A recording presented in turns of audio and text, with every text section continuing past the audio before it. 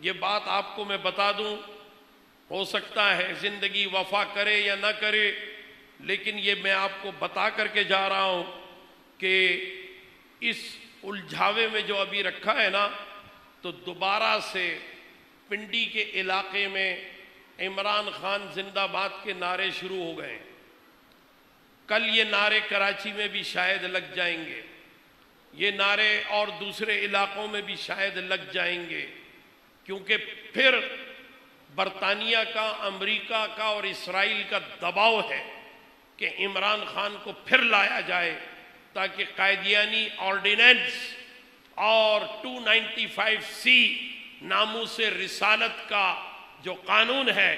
اس کو ختم کیا جائے، اور اسے صرف عمران خان ہی ختم کر سکتا ہے، کوئی اور نہیں ختم کرے گا۔ تو اس لیے ممکن ہے کہ آپ لوگ بھی جب یہ ہوا چلے تو اس ہوا میں آپ بھی بہہ جائیں، اس بھیڑ چال میں آپ بھی چلے جائیں، اس آندھی اور طوفان میں آپ بھی خس و خاشاک کی طرح کہیں بہہ نہ جائیں۔ تو اس وقت ذرا غور کر لیجئے گا، سمجھ لیجئے گا کہ یہ شخص یعنی عمران خان یہ ایک ایسا شخص ہے کہ جس نے اداکار سدھو کو کرتارپور بارڈر کے افتتاح کے موقع پر بلا کر اس سے تقریر کروائی تھی، اور وہ سکھ سدھو جو ایک انڈیا سے آنے والا شو جو دبئی سے چلتا ہے، کپل کا شو، اس کپل شرما کے شو میں یہ سدھو بیٹھا ہوتا ہے، خبیث بڑے قہقہے لگاتا ہے۔ تو یہ سدھو کرکٹر، اس نے وہاں کہا تھا کہ محمد صاحب بھی رسول تھے، مگر ان کی تعلیمات سے اچھی تعلیمات یہ مرزا غلام احمد قائدینی والے رسول کی ہے۔ یہ سدھو نے بولا تھا، ریکارڈ پر ہے اس کا بیان سدھو کا۔ تو اس نے یہ بات کی، تو اب آپ ذرا غور کیجئے کہ یہ کیا کہنا چاہ رہا ہے۔ اس کی تصدیق بھی ہو سکتی ہے، صرف سدھو کی بات نہیں ہے، اور بھی آپ زیادہ دور نہیں، یہ قریب میں لیاقت آباد سے آگے چلے جائیں فیڈرل بی ایریا، وہاں پر گلبرگ میں وہاں فیضان نورانی مسجد ہے، فیضان نورانی مسجد کے قریب ہی جاوید میاں داد کرکٹر کی ماں رہتی ہے، وہاں جا کر کے آپ جاوید میاں داد سے ملاقات کر لیں، اور میاں داد سے آپ پوچھیں کہ عمران خان جو ہے جب بھی کبھی کرکٹ کے حوالے سے کوئی بھی جیت ہوتی تھی تو یہ اس وقت کیا کہا کرتا تھا۔ یہ نماز نہیں پڑھتا تھا، یہ سجدہ شکر نہیں بجا لاتا تھا، اگر جیت جائیں تو بس یہ کہتا تھا کہ بھئی مجھے تو اپنے نانا کی بات یاد ہے کہ جب بھی کامیابی ملے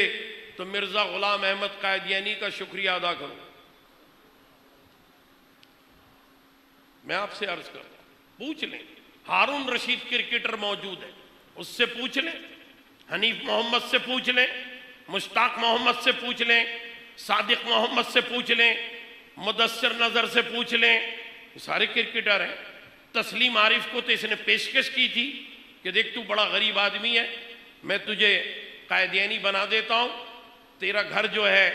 وہ نازم آباد میں گجر نالے پر ہے نا، منصور اختر اور تسلیم عارف وہاں کے رہنے والے تھے، تو وہ نالے پہ تیرا جھوپڑا بنا ہے، وہاں سے تجھے ڈیفینس میں لے آؤں گا، ڈیفینس کا بنگلہ دے دوں گا تجھے۔ تسلیم عارف سے پوچھئے، منصور اختر سے پوچھئے، قاسم عمر سے پوچھئے کہ قاسم عمر کو اس نے کہا تھا تجھے لیاری سے نکال کے ڈیفینس کے بنگلے میں بٹھا دوں گا، بس قائدیانی ہو جا۔ تو یہ کرکٹر ہونے کے ناطے اور پاکستانی ٹیم کا کپتان ہونے کے ناطے تبلیغ کرتا تھا قائدیانیت کی۔ عمران خان ایک ایک لفظ اس کے اندر اپنی جگہ اٹل حقیقت کے ساتھ موجود ہے۔ تو یہ ایسا شخص ہے، تو ایسے شخص کو آپ جب الیکشن میں آئے تو اس وقت سوائے اس کے کہ اس پر سنگ باری کی جائے، اس کو سنگسار کر دیا جائے، کیونکہ زانی تو ہے یہ، سیتا وائٹ اس کی گرل فرینڈ رہی ہے، اس نے ایک بیٹی وہاں برطانیہ میں چھوڑی ہے، سڈنی میں ایک بیٹا چھوڑا ہے، آئرلینڈ میں ڈبلن کے اندر اس کی 2 بیٹیاں پل رہی ہیں الگ۔ یہ سب زنا کی پیداوار ہے۔ جہاں جہاں اس نے منہ کالا کیا ہے عمران خان نے، وہاں کی بات بتا رہا ہوں آپ کو۔ تو آپ اس بات کو سمجھیں کہ یہ قادیانیت بہت بڑا فتنہ ہے۔